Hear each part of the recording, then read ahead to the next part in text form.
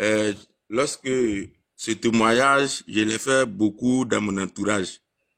Et c'est une première fois que j'ai rencontré un frère sur Facebook qui s'appelle Sam Bentes. Son nom là, c'est en russe, donc je ne sais pas comment prononcer Sam. Peut-être qu'il est en direct. Et au cours de notre causerie, il m'a demandé comme ça de lui tracer mon histoire, comment je me suis converti, qu'est-ce qui s'est passé dans ma vie.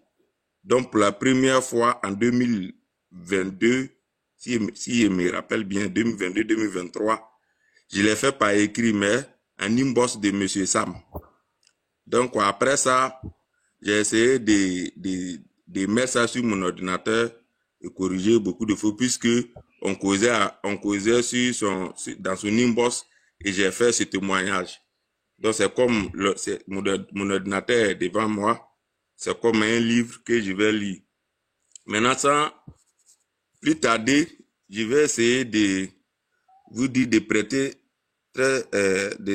attention parce que tous ces détails que je vais relayer ici sont très précieux et très précieux, je dirais. Je vais faire par chapitre, mais dans chaque chapitre, les témoignages ne sont pas aussi longs que ça. Je résume à 11 chapitres avec conclusion. Premier, c'est mon enfance. Deuxième, ma famille. Troisième, ma conversion. Quatrième, mon contact avec la Bible. Cinquième, la Bible prise au sérieux. Sixième, pendant les vacances. Septième, le rêve et l'Ancien Testament. Huitième, ma souffrance et la persécution. Neuvième, Dieu me parle à nouveau. Dixième, Dieu va se manifester. Onzième, la pierre rejetée par ceux qui baptisaient est devenue la principale des langues. Ainsi résumé, tout ce que je vais dire ce jour. Prêtez attention parce que tout est d'ordre chronologique. Je dirais dans mon enfance, parce que si vous voyez des thèmes comme mon frère, sachez que comme on causait dans le inbox de Sam, donc je disais mon frère. Donc si vous attendez mon frère, c'est ça. Je vais résumer car je n'aime pas trop écrire avec le portable. Parce que comment j'ai commencé, je peux oublier aussi, mais ne jamais ajouter. Au cours de sécurité, je vais taire mon nom. Mais maintenant, je vais dire mon nom. Parce que quand j'écrivais, j'ai fait taire mon nom. C'est le frère Anani Brahima. Mon fils est Anani Brahima. Notre nom de famille, c'est Ouattara. Ouattara. Maintenant, je suis de Bondoukou, à l'est. Je suis un Abron. Et d'aucuns me demanderont que les Abrons portent le nom Ouattara. Tout cela, c'est l'effet néfaste de l'islam. Parce que lorsque Samori est arrivé à Bondoukou, il a contraint mes parents à l'islam. Et c'est dans ça, nous aussi, nous avons hérité sois de béni, notre... mon frère, sois béni. Amen. Dieu Il a contraint mes glorifie. parents. Il a contraint mes parents à l'islam. Et c'est dans ça, nous aussi, nous avions oui, reçu le nom Ouattara. Sinon, mon nom de famille, c'est Anani. Mais cela ne figure pas sur mon extrait de naissance, puisque mes parents ont hérité à Ouattara. Mon enfance. Je suis né comme tout autre enfant de ma catégorie dans un village à majorité musulmane, je peux dire 90%. À ma naissance, mes parents étaient déjà musulmans. Ma mère s'est convertie à l'islam car elle était chrétienne catholique. Le mariage est la base de sa conversion. J'ai fait mes études primaires dans mon village natal. J'étais un enfant truand bandit. J'ai dit tout ça là parce que, à la suite, vous saurez pourquoi j'ai dit tout ça. Sinon, je n'étais pas obligé de mettre mon enfance. Mais si enlève ça, le témoignage sera entrecoupé. Vous ne saurez pas de quoi il s'agit. J'étais un enfant truand, bandit, irrespectueux, mais j'avais une crainte aux hommes. Car chez nous, était un village musulman, on ne tarde pas à te lancer sort avec des incantations coraniques. Si c'est ce que j'ai dit là, tous les musulmans qui sont sur le direct, sur le live, peuvent témoigner, ils savent. S'ils disent pas ce que c'est comment dire, de l'incrédulité ou bien de la mauvaise foi. Tout musulman craint. Tout musulman vit avec la crainte. Quotidiennement, il vit avec la crainte. Vous voyez, c'est pas à quel moment un sorcier ou bien quelqu'un peut le lancer sort. ils n'ont pas cette crainte, ils n'ont pas cette faveur-là, ils n'ont pas ce pouvoir-là de Jésus-Christ. Quand les chrétiens sont là, nous, on n'a pas peur de quelque chose. On parle, on dit tout ce qu'on veut. Ils vont te laisser. Donc, il faut dire que c'est cette crainte qui me retenait un peu dans mes actes. Sinon, j'étais sans limite. Je ne connais pas enfant ni grande personne. Un jour, j'ai pris une machette coupée sans motif le temporal du fils de notre imam. Il faut dire que ce comportement a fait de moi une personne détestée dans ma communauté, surtout dans ma famille. Il faut aussi noter que j'étais un élève moyen. Pourquoi je relève tout ça? Parce que tous ces détails détermineront la suite de mon témoignage. Grand de ma famille, côté paternel, ils sont tous musulmans, sauf les nouveaux convertis, c'est-à-dire tous ceux qui sont convertis après comme moi, au christianisme. Puisque ma grande sœur même est chrétienne aujourd'hui. C'est elle qui s'est convertie primairement. Mon grand-père, que je porte son nom, Brahima, a un petit frère et un grand frère, eux aussi, ont leurs enfants tous musulmans. Les deux frères de mon grand-père ont fait tous de la Mecque, sauf mon grand-père. Aujourd'hui, il ne reste que leurs petits frères, car deux sont décédés, mais je me suis converti avant leur décès. Mon grand-père a eu 18 enfants, tous nés musulmans, sauf les nouveaux convertis. Mon papa est le fils aîné de mon grand-père avec 16 enfants. Ceux que je les connais, parce que je ne sais pas s'il a d'autres enfants ailleurs. Donc je suis le 5e de mon papa et le 1er de ma maman, tous nés musulmans sauf les nouveaux convertis. Côté maternel, je ne les connais pas mieux, je ne les connais pas trop, car on ne s'est pas habitué à eux. Mais il faut dire que mes parents maternels sont musulmans et aussi chrétiens. Ils sont mélangés, les deux. Mais les parents dont est issue ma maman sont chrétiens. C'est-à-dire côté où ma grand-mère est chrétienne. Grand 3, ma conversion. C'est en 1998-1999 que j'ai obtenu mon CP. Comme tout enfant né musulman, je priais normalement. Je faisais mes 5 prières régulièrement et quotidiennement. Même si souvent je ne respectais pas les heures. Le samedi et les vacances étaient réservés pour l'apprentissage du Coran. Il faut dire que je ne suis pas trop outillé dans le Coran puisque je l'ai fait une année et c'est dans la même année-là que je me suis converti. Là, j'ai commencé l'apprentissage du Coran en 2003 dans les vacances après le BPC. On récitait sans comprendre le fond. On nous disait la compréhension n'est pas importante. Il faut réciter seulement qu'on va comprendre après. Contrairement à ce que disent, c'est à cause de la parole qu'on se convertisse.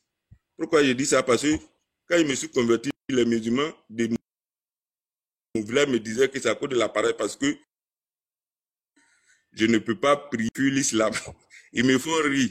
Parce que ce que j'ai vécu même après ma conversion, plus que les 5 prières. D'ailleurs même, quand nous partons à l'église, même le dimanche, là qu'on passe là-bas, là, quand on totalise les 5 prières, une semaine, là qu'on passe le dimanche, dépasse ce que les musulmans font, 5 prières, même en un mois. C'est à cause de la paresse qu'on se convertisse. Qui sait que c'est faux? D'ailleurs, parmi tous les enfants de mon papa, c'est moi je priais normalement. Et qu'en dehors des études, j'apprenais le Coran. Quand il faut le noter, ce n'est pas chose facile. Je démontrerai ça dans la partie souffrance et persécution. Ainsi, en 2003, j'ai obtenu mon BPC, mais je fus renvoyé. Ce renvoi était un renvoi extraordinaire. Pourquoi? Parce que j'avais plus de 12 de moyenne, j'étais boursier, mais je fus renvoyé quand même. Prêtez attention parce que j'ai dit tous ces détails, vous allez comprendre pourquoi. Je fus renvoyé quand même. C'est ainsi que mon papa décida de me payer un collège privé à Tanda, une ville de l'Est à 49 km de Bondoukou. Je mets tous ces détails pour que les gens sachent que c'est un vécu. Ainsi, j'ai repris la classe de 3e et c'est dans ce collège que ma vie spirituelle va bousculer. Vous voyez pourquoi j'ai dit que tout cela, ce sont des détails bien précis pour la suite de mon témoignage. Parce que je me demande pourquoi un élève moyen qui a eu sa moyenne en classe supérieure peut être renvoyé. Ça, après, j'ai compris que c'est à cause de la rencontre de Jésus-Christ que Dieu m'a envoyé dans ce collège. La suite, c'est quoi? C'était un 12, 5e mois 2004.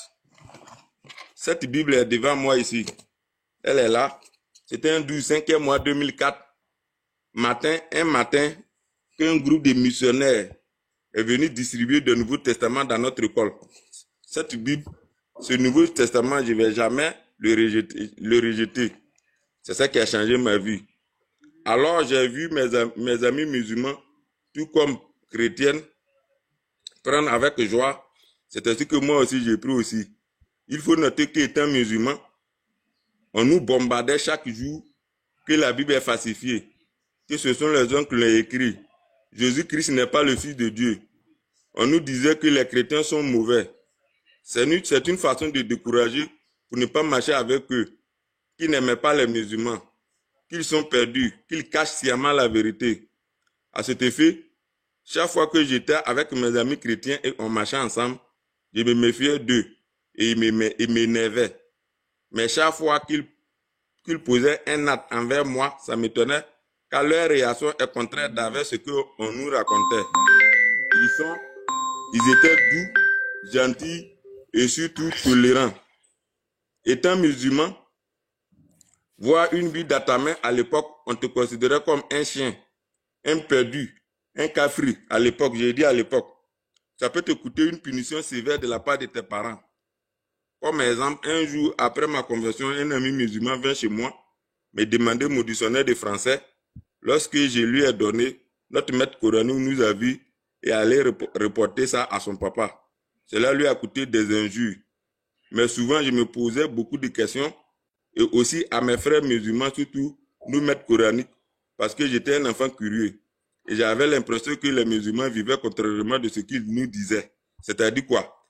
Ils disent des choses, mais quand tu les regardes là, c'est pas ce qu'ils vivent. Ils vont dire que faut suivre le prophète, faut voir le comportement du prophète.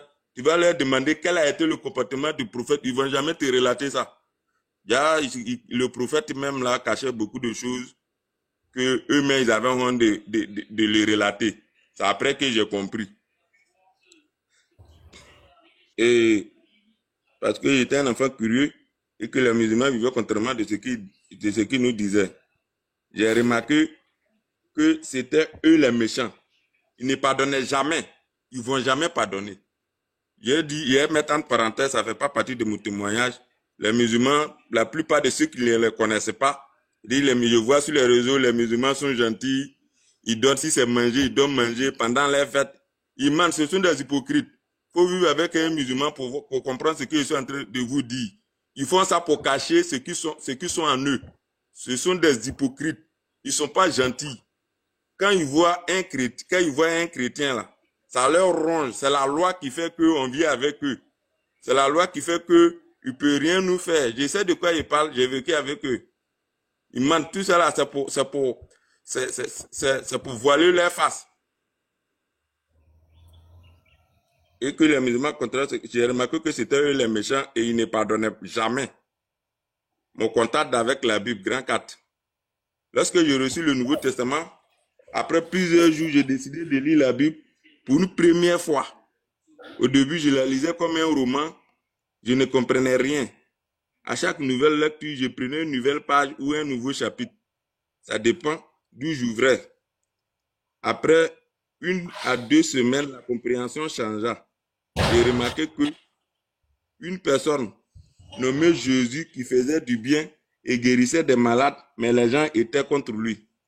C'était ma première remarque. C'est-à-dire, je vois Jésus, un personnage dans la Bible, Jésus qui fait du bien, mais à chaque fois, les gens étaient contre lui, il insultait. Ma deuxième remarque, j'ai constaté que ce que les musulmans nous disaient était contrairement différent de ce que je lisais. J'ai vu que c'est un livre qui console, qui apaise le cœur. Lorsque je suis fâché, je la lis, ça calme ma colère, parce qu'il était truand, bandit, je l'ai dit au début. Quand je suis découragé, je lis, ça me motive. Ma troisième remarque, et c'est ce qui va changer ma vision. J'ai constaté que je suis un pécheur et que je ne suis pas encore sauvé malgré toutes mes tentatives de faire le bien et de faire les 5 prières par jour. Et que pour être sauvé, il faut croire au sacrifice expiatoire de Jésus-Christ. Contrairement au Coran qui ne te laisse que dans l'incertitude. Tout ce que vous allez lire dans le Coran, là, c'est peut-être que, dans peut-être que là, ça peut t'amener où? Et si c'est pas ça? Mes parents me menaçaient, voire frapper lorsque je ne priais pas. C'est cette troisième remarque qui va changer ma conception de voir désormais les choses. Grand 5, la Bible prise au sérieux, c'est-à-dire qu'au début, quand je le lisais, bon, je n'étais pas au sérieux. C'est à Grand 5. Après toutes ces remarques, j'ai décidé de prendre la Bible au sérieux. Ainsi, ainsi j'ai pris la décision de recommencer la lecture, mais cette fois-ci en commençant par le premier livre, c'est-à-dire Matthieu. Il faut noter que jusqu'à présent, j'étais encore musulman et je priais normalement. J'ai lu livre par livre, sans sauter de livre jusqu'à Apocalypse. C'était à la fin de l'année scolaire 2004 où je préparais mon test d'orientation puisqu'on m'avait renvoyé et devait faire un test d'orientation pour aller en seconde. Après un premier tour du Nouveau Testament, ma vision changea, c'est-à-dire j'ai lu le livre de Matthieu jusqu'à Apocalypse, ma vision changea. J'étais devenu pâle. À ce moment-là, j'étais devenu pâle même. Tu me vois là, amaigri. Je n'avais pas l'appétit. Calme. Mais mes amis me demandaient qu'est-ce qui n'allait pas. Je ne leur disais rien. Toute une croyance de ma vie commence à s'écrouler.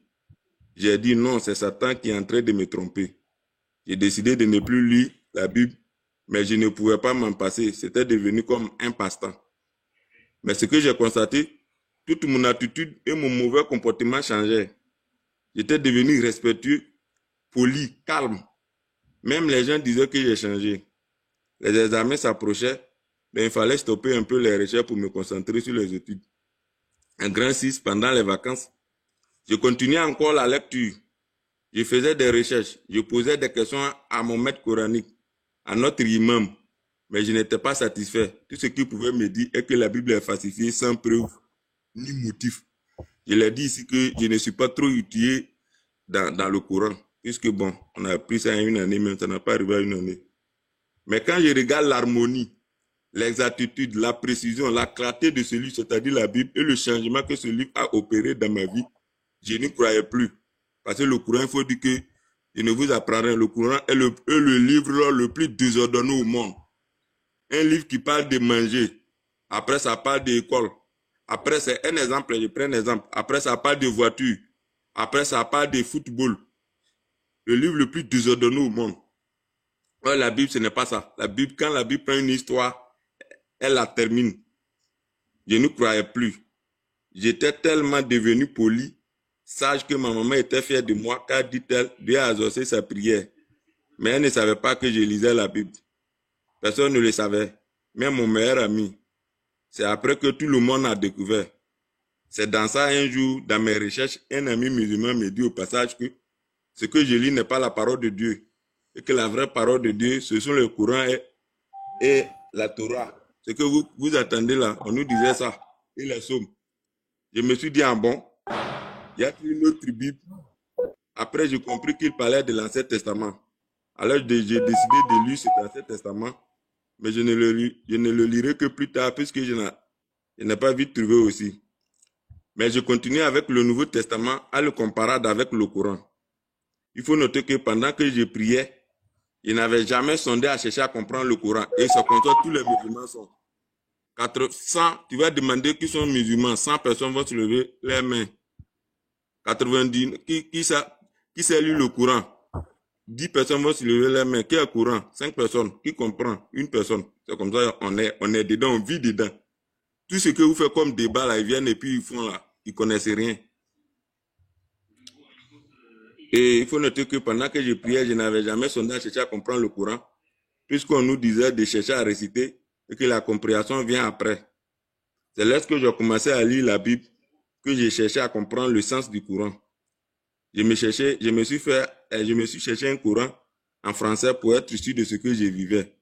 Voir si ce n'est pas Satan qui est en train de me tromper. C'était déjà clair. Je suis un pécheur. Je ne suis pas sauvé. Et sans Jésus-Christ, je suis perdu. Pour être sûr de moi, je continue mes recherches et après avoir lu 7 fois le Nouveau Testament, c'est-à-dire 7 fois de Matthieu jusqu'à Apocalypse, c'est parce que je n'ai pas envie de d'ouvrir ma caméra. J'allais vous montrer ce Nouveau Testament devant moi ici. Si vous le voyez faner, vous allez comprendre que je ne l'ai pas laissé tranquille. Cette fois, jusqu'à Apocalypse, que j'ai pris la décision désormais de me donner à Christ comme mon Seigneur et Sauveur. Il faut aussi noter que lorsque je lisais la Bible, après quelques semaines, j'ai compris les versets comme si quelqu'un me l'apprenait. J'avais 17 ans. Personne ne m'a évangélisé. Ma station de Jésus n'a pas été influencée par quelqu'un. Je n'ai jamais eu de père spirituel pour que quelqu'un me dise comment interpréter les versets. Pourquoi je dis ça? Parce que souvent, quelqu'un nous dit, ouais, on nous a blagué. Personne. C'est moi seul, j'ai pris la Bible. Le 12, 5e mois 2004. Et j'ai commencé à lire. Je réponds pour dire que c'est comment un enfant de 17 ans a pu comprendre ce livre aussi profond, complexe, jamais connu. Je réponds pour dire que c'est le Saint-Esprit. C'est pourquoi je dis chaque jour aux gens, Jésus-Christ là, il se révèle. On ne le comprend pas. C'est-à-dire, je l'ai nommé Jésus, un Dieu incompréhensible. C'est-à-dire, on ne le comprend pas, mais il est possible. Pourquoi je dis ça? Parce que souvent, les gens disent, tu connais Jésus. Aussi longtemps que Jésus ne se révèle pas à toi, là, tu ne peux pas le connaître. Donc, tout ce que les musulmans disent, Jésus n'est pas fils de Dieu, là, ce n'est pas de leur faute. Ils ne connaissent pas Jésus. C'est pourquoi le temps que Jésus va se révéler à un musulman, il va le connaître. Alors, dans les vacances de 2004, j'ai pris la décision de suivre désormais Jésus-Christ jusqu'à ce qu'il me rappelle à lui. Grand 7, le rêve et l'Ancien Testament. J'ai accepté désormais Jésus-Christ comme mon Dieu et mon Sauveur. Mais bien avant que ça, un jour, je dis bien avant que ça, un jour, j'ai rêvé où j'étais avec un ami du nom d'Adolphe, chrétien pentecôtiste. J'étais avec lui dans mon rêve. Et on dormait ensemble réellement aussi. C'était une nuit. Nous sortîmes pour aller se promener. On vit un feu lumineux. Parce qu'au village, voir un feu lumineux la nuit, à une certaine heure, est synonyme de génie ou sorcier. On décida de s'enfuir, mais mon ami partit plus vite que moi et le feu me trouva. Lorsqu'il est arrivé à mon niveau, il s'est transformé en un homme. L'homme transformé était l'homme d'une femme. Il se jeta sur moi. Dans la lutte, j'ai crié Jésus. Il s'est levé aussitôt et cria. Petit là m'a tué. Petit là m'a tué en répétant la même phrase. Et l'ombre a fui. Je me suis levé et réveillé à mon ami, puisqu'on dormait ensemble. Je lui ai raconté le rêve dans la même nuit. Le rêve était tellement épouvantable que je ne pouvais pas dormir. Mais vers 4 heures, j'ai dormi à nouveau et j'ai repris le rêve. Mais cette fois-ci, c'était un vieux noir avec un boubou bleu et chapelet à la main. Il défonça la porte et dit où est le petit dans le rêve? Où est le petit là? Il n'a pas dit qu'il ne respectait rien. Aussitôt, il me saisit par la main droite, me souleva et me tira vers dehors. Dans ma tentative de lutte, il y avait une Bible de tradition française courante de couleur rouge qui était au chevet du lit. C'est dans le rêve. Hein? Je la saisis par ma main gauche et je flottais entre la Bible et le monsieur. J'étais divisé symétriquement par rapport à la porte. Il me tira pendant plus de 5 minutes et me déposa et me dit « Tu as eu la chance ». Je me suis réveillé et réveillé mon ami et lui expliqué mon rêve. Mais il ne m'a rien dit. J'ai pris ce jour-là mon ablution, je fis ma prière quotidienne et me rendis chez ma maman et la vie a continué comme si de rien n'était. Ce fut le premier jour, ou du moins la première fois, où j'ai invoqué le nom de Jésus. C'est là que j'ai vu que le nom de Jésus l'a fait fut Satan. 3 ans après ma conversion, une fille du nom de Somoua, chrétien pentecôtiste, qui est venue d'Abangrou, au village, et je lui ai dit que je cherche un Ancien Testament. Si elle en avait, qu'elle pouvait me donner, puisqu'elle avait appris ma conversion et comment Dieu opérait des choses à travers mes évangélisations. Elle prit sa Bible, me la donna. Lorsque j'ai pris la Bible, j'ai constaté que j'avais déjà vu cette Bible quelque part. C'est pourquoi je vous dis prêtez attention parce que tous ces détails sont importants. C'est la suite, c'est une suite chronologique. Ça m'a fallu au moins 10 minutes pour me rappeler que la Bible ressemblait trait pour trait à celle que j'avais vue dans mon rêve. J'ai crié Dieu est merveilleux. C'est la même Bible. C'est la même Bible. que j'ai vu dans mon rêve. Pendant plus de 3 ans après. La même Bible. J'ai crié Dieu est merveilleux. Grand 3. Ma souffrance et la persécution. C'est ici, je vais voir tout ce qu'on appelle, quand l'Ivoirien te dit, je vais te montrer couleur là. C'est dans ça là, je vais voir. Maintenant, j'ai accepté Jésus-Christ comme Seigneur Sauveur. Mais comment annoncer ça à mes parents? Parce que je sais que le jour où j'annonce ça, c'est la mort. Comment les autres me verront dans le village? En parenthèse, mon village est à 90% à l'époque des musulmans. Lui qui était aimé à cause de mon abnégation en islam. Moi, on me prenait pour un exemple. J'avais beaucoup de questions qui me passaient par la tête. Il faut noter que je me suis converti dans les vacances 2004. Quelques mois après ma conversion, je suis tombé malade, qui au début, qui n'était pas grave. Lorsque je disais à mes parents, ils ne prenaient pas au sérieux, puisque ce n'était pas grave. Mais c'est pendant la nouvelle rentrée 2004-2005 que j'ai constaté que ça me faisait de plus en plus mal. Je fus orienté en seconde, mais tellement je souffrais, je n'ai pas pu continuer. J'ai présenté un certificat médical pour reprendre l'année prochaine. Lorsque je me retournais au village, mon papa ne m'envoyait pas à l'hôpital. Lorsqu'on lui parlait, il faisait fi à ça. Mais il ne savait pas que je priais plus, puisque je faisais semblant de prier. Personne ne savait. Mon frère, ma soeur, lorsque quelqu'un te persécute, sois patient, car cela peut être la gloire de Dieu. Parce que ce refus de mon papa m'a amené, il m'a envoyé à l'hôpital, alors qu'il avait les moyens, m'a amené dans un cas de prière au Ghana. Et je vous dis que nous sommes à la frontière de Ghana. Nous sommes à 9 km, ça c'est une parenthèse. Nous sommes à 9 km, je suis à 9 km de Ghana dans le village de mon papa et à 5 km de Ghana dans le village de ma maman. Donc pratiquement on fait tout au Ghana. Je suis un abron. Et cela va concrétiser mes recherches. Le prophète m'a donné beaucoup d'expérience et m'a appris beaucoup de choses. À chaque fois qu'il prêchait, c'était comme une révision pour moi, puisque j'avais déjà fini de lire le Nouveau Testament. Mais ce que j'ai beaucoup appris chez lui, c'est la prière, car cela va déterminer la suite de ma conversion. Sans ça, je mourrais, tellement la persécution était trop. Donc, j'ai compris que c'est Dieu qui a fermé le cœur de mon papa sur moi pour que j'aille voir ce prophète. Chose bizarre, c'est mon papa qui m'avait envoyé chez ce prophète, parce que c'était son ami.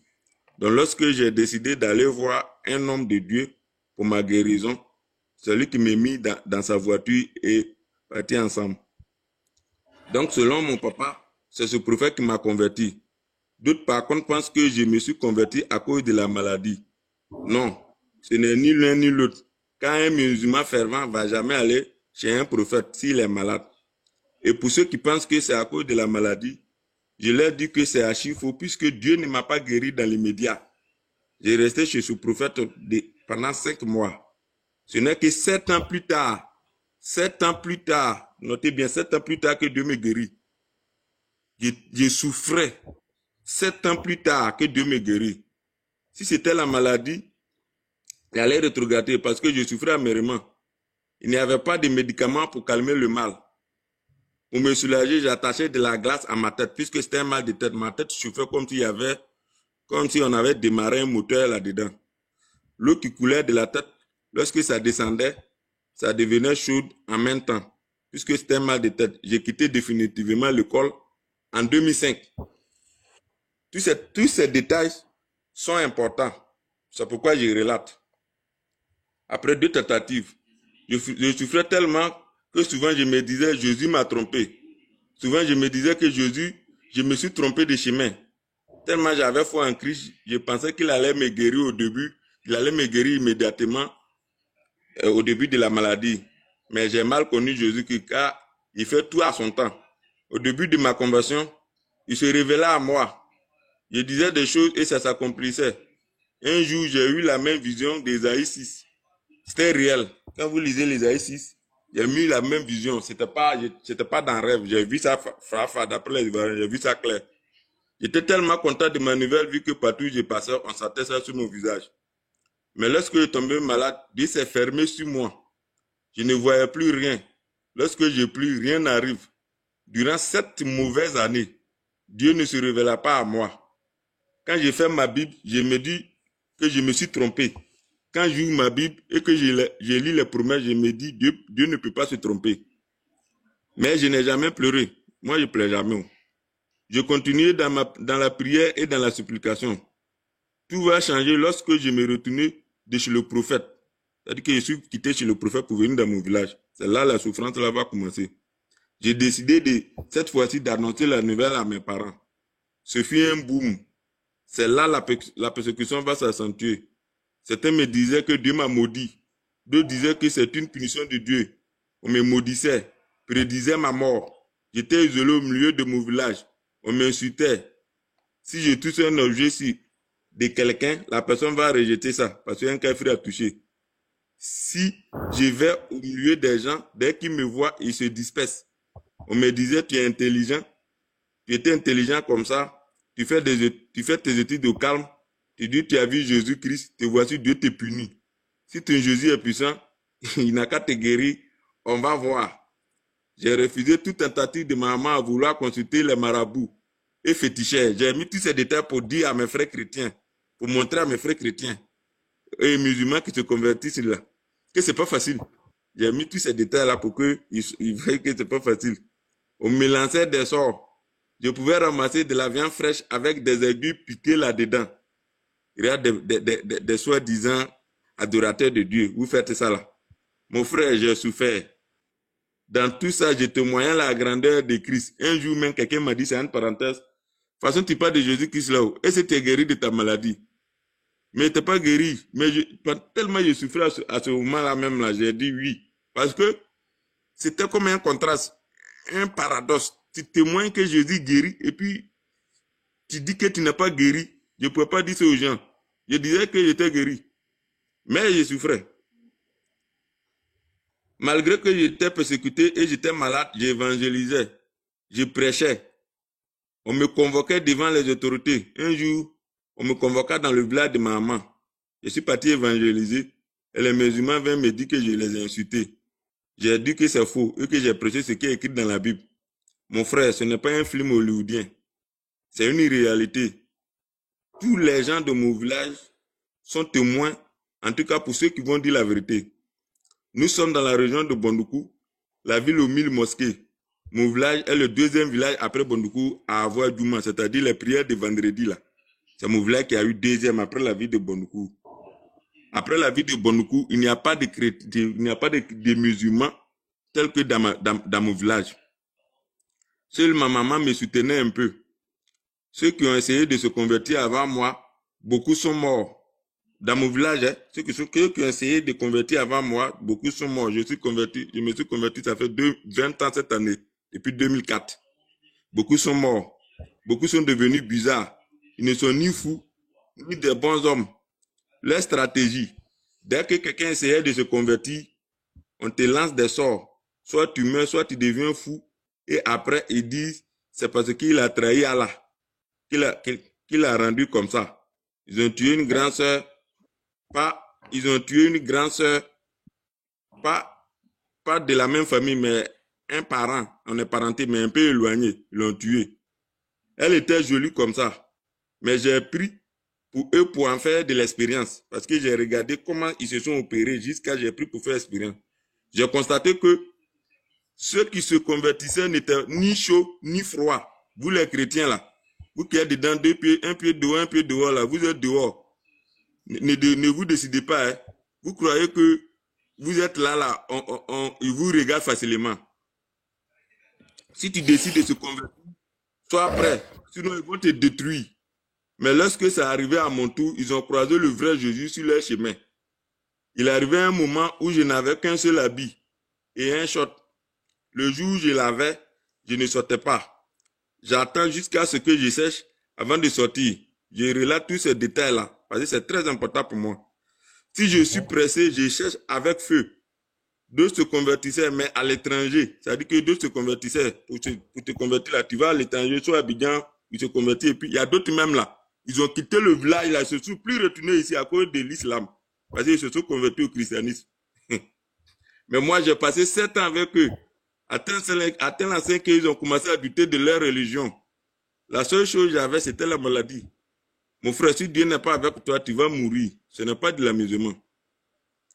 Grand 9, Dieu me parle à nouveau. En 2008, un ami appelé Jules, dans le village de ma maman, qui avait déjà obtenu son bac et qui fut orienté à l'université de Cocody. C'est pendant les vacances qu'il me dit que je peux passer bac, vu mon intelligence, et qu'il a constaté que lorsqu'il cause avec moi, j'ai le niveau d'un élève de terminale. En ce moment, je me portais un peu mieux. Je lui disais, faut pas qu'il va se moquer de moi, car je n'ai que le niveau 3e. Et puisque j'ai fait un mois en seconde, et j'ai déjà passé 7 ans à la maison. Retenez bien, c'est très important. Jésus-Christ, il est merveilleux. Vous allez voir ça après. J'ai fait 3e. J'ai fait un mois en seconde, parmi les deux années de tentative. Et j'ai fait 7 ans à la maison sans fréquenter. Je voyais cela impossible. Il n'a pas insisté. Une fois arrivé à l'université, il m'envoie des documents de terminale A. J'ai commencé à les lire et faire des exercices. C'est ainsi que je suis qu'il avait raison. Alors j'ai décidé de reprendre les études, mais cette fois-ci en terminale A. Notez bien, j'étais un élève de 3e, passé 7 ans à la maison et fait un mois en seconde, mais j'ai décidé de reprendre en terminale A. Dieu va opérer des miracles plus tard dans la suite. Mais une question me passait à l'esprit. Qui va payer le collège? Puisque moi et mon papa, on ne gagnait plus. J'ai décidé de venir à Abidjan, de venir me chercher. C'est ainsi que je suis embauché dans un maquis comme gérant. Quelqu'un qui n'aime pas boisson vient gérer maquis. Souvent, l'odeur, je vous apprends que depuis que je suis né, je n'ai jamais goûté à l'alcool. Souvent, l'odeur des boissons me faisait vomir, mais j'étais calé. J'ai expliqué mon problème au propriétaire du maquis. Il a dit qu'il va garder l'argent, car à la rentrée, il va me compléter. J'ai dit ok, il devait me payer 3 000 francs par mois. J'ai fait 3 mois, mais il n'a pas payé. Pourquoi? C'est après j'ai compris que Dieu ne prend pas ce qui est de Satan pour construire son enfant. Il ne doit pas prendre l'argent de maquis pour me construire. À la rentrée, je devais me retourner au village. Voici que le monsieur dit qu'il ne va pas me payer. Après, il ne me payait pas. La même année, j'ai perdu le grand frère de mon grand-père. Je me rendais au village sans un sou. Je me retournais vers mon père, encore lui déclarer que je vais reprendre les études, donc il n'a qu'à m'aider. Avant de partir, j'ai prié beaucoup de toucher son cœur. Avec l'intervention de son grand frère, le fils aîné du grand frère à son papa, il accepta de me donner l'argent pour reprendre. Grand 10, Dieu va se manifester. Grand 10, Dieu va se manifester. En 2010, j'ai essayé une première tentative, mais mes dossiers furent en retard. J'ai décidé de faire un cours du soir et passer en candidat libre. J'avais foi. Hein? Quelqu'un qui n'a pas fait 3e, qui n'a pas fait second, fait terminal en candidat libre. Compte tenu du délestage de cette année-là, si vous vous rappelez, en 2010-2011, il y a eu un délestage. Je n'ai pas pu, parce qu'on me faisait le cours le soir. En 2011, l'année où notre pays a connu sa crise, je m'inscris régulièrement à quelques mois. On arrêta le cours compte tenu de ce que tu connais, c'est-à-dire la crise. Et en parenthèse, quand je suis parti m'inscrire, le directeur de l'école m'a dit d'envoyer mon bulletin de seconde et de première. J'ai dit, il n'en est pas pris. Et de seconde, il dit, mon ami, il y a quoi? J'ai dit, monsieur, moi, j'ai sauté seconde, j'ai sauté première, je viens passer terminale. Puis il me dit, notre école là, on cherche l'argent, mais ce n'est pas une poubelle. J'ai pris ma main, j'ai tapé sur la table, j'ai dit, monsieur, je vais m'inscrire ici et je ne serai pas une poubelle au nom de Jésus-Christ. On reprit après la crise et c'est là que Dieu va se manifester. En classe, on dirait que j'avais repris la classe. Quand on a commencé la terminale, on dirait que j'avais repris la classe de terminale 5 fois. Je ne comprenais rien. J'ai dit au début là-bas que j'étais un élève moyen. Pour montrer en bas ici que je n'étais pas fort à l'école. Je n'étais pas nul ni fort. Mais en terminale, on dirait que j'avais repris la classe de terminale 5 fois. Au début, je ne me faisais pas confiance. J'avais peur. Je me disais que je n'ai pas le niveau. C'est lorsque notre directeur des études est venu me garantir qu'il est au courant de moi, que je n'ai pas le niveau et de ce courant, cela fait 7 ans que je n'ai pas fréquenté. Il me donne 3 notes. Si ça ne va pas, il va me faire retourner en seconde, soit je quitte l'école. Et c'est là que j'ai commencé à prendre au sérieux. Ma première note fut allemand. J'ai eu 1 sur 20. Le professeur m'a appelé et dit, Watra Brema, 1. Moi-même, je ne comprenais pas 1, là, déjà c'était 1. Et les élèves ont commencé à se moquer de moi. quelqu'un qui va faire un terminal A, il ne comprenait pas 1. J'ai pris ma main, j'ai tapé sur la table, j'ai dit, monsieur, jusqu'à la fin de l'année, au nom de Jésus-Christ, je serai parmi les meilleurs de cette classe. Lorsqu'on est parti composer un devoir de nouveau de terminal de tous les délais de tendance, il est venu, j'étais la meilleure élève. Et le meilleur élève, et puis il a dit, votre vraiment. Au nom de Jésus. Maintenant, la deuxième note, c'était devoir géographie. J'ai eu 8 sur 20. Le professeur a écrit sur la note, sujet compris, devoir, sujet compris, absence de méthodologie. Moi-même, je ne savais même pas qu'on fait méthodologie en terminale, puisque j'ai fait ça en 3e. Je n'ai pas fait seconde ni truc. J'ai dit, monsieur, qu'est-ce que méthodologie? Dit, mon ami, tu es descendu du ciel ou bien? Il a expliqué mon problème, il m'a pas découragé, il m'a encouragé. La 3e note, c'était géographie, interrogation. J'ai eu 15 sur 20. Ainsi, il me donna une autre chance. Mon frère, Jésus-Christ est merveilleux. Car au premier semestre, puisque à cause de la crise, on a fait semestre, on n'a pas fait trimestre. J'étais première de ma classe, notez bien. Quand on a repris, j'étais premier de ma classe. Et premier de toutes les séries de terminales, avec 14,75 de moyenne. Je relate tout ça là parce que c'est important pour montrer que Jésus-Christ est Dieu. Il est le seul qui peut faire ça. À part lui là, il n'y a pas Dieu. C'est-à-dire que si Jésus-Christ vient et puis je le vois face à face, dire je ne suis pas Dieu là. Je ne vais plus adorer Dieu. À part lui là, il n'y a pas Dieu. Au deuxième semestre, je suis encore premier. Avec 15,07 de moyenne. Un élève de 3e, 7 ans à la maison. À part Jésus-Christ là, il n'y a personne. J'ai dit aux chrétiens, n'ayez pas peur, ils vous blaguent. C'est des manipulateurs, j'en sais. Seul Jésus-Christ peut faire ça. Il n'y en a pas. En présentant le bac, je suis admis avec mention passable. Moi-même, je n'ai rien compris. Est-ce à cause de l'excès de confiance? De toutes les façons, j'ai mon bac. En 2012, je suis orienté en ressources humaines, communication d'entreprise dans une école privée, grande école, CFC. À l'époque, on appelait ça CFC. C'est sur le boulevard Latry, 2 plateaux. Je relève tout ça là pour que ceux qui vont dire qu'après, je mens là, ils passent là-bas, partout, je suis passé là pour aller chercher. Boulevard Latry, sur le boulevard. J'habitais à Angré, vers Coco Vico là. J'habitais là-bas. Après un mois, quand on m'a orienté, après un mois, je tombais encore malade. Cette fois-ci, la douleur n'était pas comme avant. Je me retourné au village pour me soigner. 4 mois après, Dieu me fit grâce. J'ai repris les études et j'ai passé en classe supérieure. Notez bien, quand je suis arrivé, ils étaient déjà à la fin de l'année. Ils m'ont fait passer le test pour dire que si je peux passer en classe supérieure. Je n'ai jamais fait grande école. J'ai étudié en une semaine, mais j'ai eu 11 de moyenne.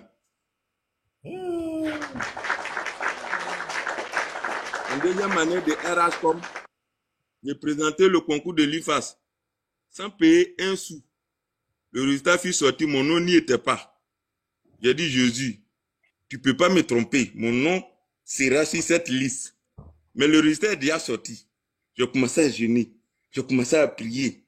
Un mois après, on a appris que le gouvernement avait besoin d'un certain nombre pour compléter la liste d'admis. C'est ainsi que je fus admis. Alléluia, gloire à Dieu. Aujourd'hui, je t'écris. Parce que j'ai écrit il y a longtemps. Aujourd'hui, je t'écris. Je suis infirmier diplômé d'État. Je suis assis dans mon salon, dans mon canapé, à un pied sur un autre pied, en train de regarder ma télé d'un écran plasma de 50 pouces TCL. J'ai fait exprès d'écrire ça là pour dire que ça va maintenant. Non, j'ai écrit en 2023. J'ai fait exprès d'écrire tout ça là. C'est très important parce qu'il faut dire ce que Jésus peut faire. Quand on dit Jésus là, il peut faire quoi? Je remercie Dieu pour ça. Je remercie Jésus de ne m'avoir pas oublié et qu'il a fait accomplir toutes les promesses au sujet de moi. Ça va maintenant, je suis infirmier, je suis chez moi. Il n'y a pas de problème.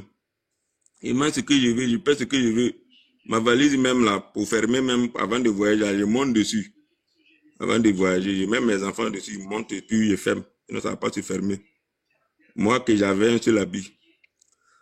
Grand 10, grand 11, la pierre est rejetée par ceux qui baptisaient devenir la principale des langues. C'est comme ça que j'ai noté ce chapitre. Aujourd'hui, je suis la pierre angulaire de ma famille, côté papa. Tout le monde me fait croire qu'il m'aime, mais je sais que ce sont des hypocrites. On me respecte. On me chante. Même dans mon village, tout le monde me respecte. C'est ça Jésus, c'est ça Jésus travaille. Jésus n'est pas Dieu. Jésus-Christ n'est pas fils de Dieu. Nous, on s'en fout. Moi, je regarde ce que Jésus fait dans ma vie. Aïe. C'est moi, je paie le mouton de Tabaski de mon papa. Notez, c'est moi, je paie le mouton de Tabaski de mon papa. Allez là. Je m'occupe de ces 7 enfants, parmi ces 7 enfants de ma famille. 4 enfants de mon papa et 3 enfants de mes frères. J'ai aidé mon petit frère à avoir son concours de police. Je relate tout ça là, c'est très important. Tout ce qui se passe à la maison, c'est moi. Je suis en train de construire la maison familiale. Je n'ai pas encore commencé, mais le diriger. Mais maintenant, il a commencé, c'est fini même. Je mange ce que je veux. Je porte ce que je veux. Je ne crée rien. Il faut noter qu'avant là, tout musulman qui est là, il sait qu'à n'importe quel moment donné, on peut lui faire quelque chose. Il ne croit pas. Ça veut dire qu'ils aiment Dieu, mais ils ne croient pas en Dieu. Ils ne connaissent pas Dieu, mais ils aiment Dieu. Ça, il faut noter. Souvent, ils le voient, ils font pitié. Quand on note, quand ils marchent avec mes amis, souvent ils me disent, mais toi, comment tu peux parler comme ça? Les sorciers vont te tuer. Je dis, moi, quand ils étaient couchés même, quand ils étaient coulés, mais ils n'ont pas pu faire quelque chose. Maintenant, je suis debout là, ils vont faire quoi? Je suis guéri de tout mal. Ma vie a changé. Je suis devenu poli, respectueux. Ma vie a ordonné. Ce qui me reste, c'est mon mariage. Déjà, je suis avec une femme, une comme fiancée, elle est institutrice. Waouh, quelle fille. Elle a toutes les vertus. Tout ça, c'est la bénédiction de Dieu. J'acclame encore. Donc, on va aussi faire mon témoignage. Et si vous avez des questions, vous pouvez me le poser. Voici ce que Dieu a fait. Il ne faut pas oublier au village là. Forêt sacrée, tout ça là. Il faut nous parler ça un peu. Voilà, l'évangélisation, comment vous avez. Voilà. C'est vrai que tu as été bien, mais ça, la partie là, je veux que tu nous expliques un peu. Bon, la partie, je n'ai pas écrit, puisque c'est venu plus tard. En fait, c'est des témoignages au sujet de mon village. Aujourd'hui, je vous parle là. Mon village est en transe. Les gens ne savent pas où mettre la tête. Ça change seulement. Les chrétiens, les musulmans se convertissent seulement. Dans l'année 2019 seulement, il y a eu plus de 20 musulmans convertis dans mon village. Et parmi ces 20 musulmans, les gens vous mentent. Ils disent que ouais, les chrétiens se convertissent beaucoup en l'islam. Ils mentent. Quand on calcule le ratio et qu'on voit de part et d'autre où ça se convertit là, on sait, nous sommes des musulmans. Aujourd'hui, là, on peut atteindre 40% de musulmans parmi les 90% qu'on était avant là. Avant là, on était au moins 5 à 10%. Et puis, les gens ont peur. Ils viennent me voir. Lorsqu'ils vont au village là, ils viennent me voir. Ils disent, nous, on connaît maintenant la vérité, et surtout la jeunesse. Mais nous, on a peur. Il y a d'autres qui se convertissent. Il y a d'autres qui font. J'ai 5 de mes amis qui se sont convertis au christianisme. C'est ce qu'ils m'ont montré. Mais Dieu fait grâce et aujourd'hui ils sont convertis. Et eux, ce sont des paysans, c'est ce que je vais dire, à faire de forêt là. Et quand ils se sont convertis, ils étaient en Basse-Côte à Sassandra, ils sont venus au village, ils vont nettoyer leur forêt. Forêt là, tellement ils étaient nombreux dans la famille, la forêt est finie. Maintenant, il y avait une forêt sacrée. Il y avait une forêt sacrée en bordure de leur forêt là.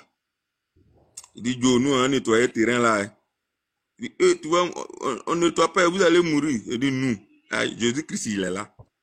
Terrain de plus de 8 hectares, aujourd'hui, tout terrain là à terre, c'est devenu champ de cacao, champ d'anacade. Ils ont mis tout à terre, ça fait 6 ans, ils ne sont pas morts. Il y avait un de leurs frères, leur beau, il nettoyait la même terre. Lui, c'est un musulman. C'est lui qui venait dire au village, hein, ils vont mourir si vous ne parlez pas. Après 3 ans de nettoyage de la forêt là, comme il a vu qu'ils sont pas morts, lui aussi s'est intégré, il a commencé à nettoyer aussi. On lui demande, toi tu ne vas pas mourir. Il dit, ah vous êtes là non? Il dit, ah nous on est là, toi tu n'as pas de Dieu aussi. Je vous dis que Allah là, il ne peut pas agir. Allah n'agit pas. On a fait l'expérience. Pendant des années, Allah ne m'a jamais communiqué avec moi. Mais le peu de temps que j'ai fait dans Jésus-Christ là, il communiquait avec moi. Aujourd'hui, tout le monde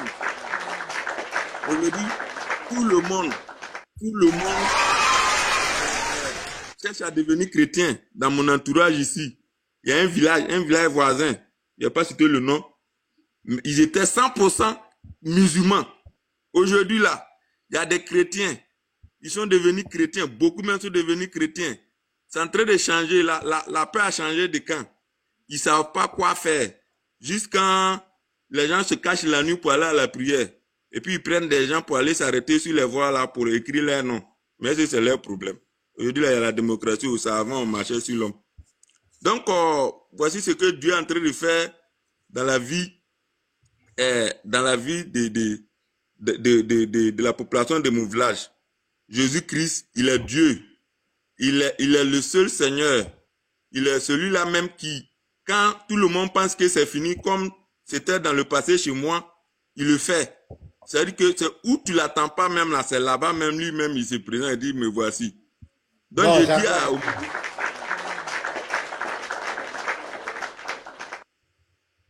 je dis à mes frères musulmans, à mes frères chrétiens, ceux qui vont se convertir nouvellement, de ne pas avoir peur.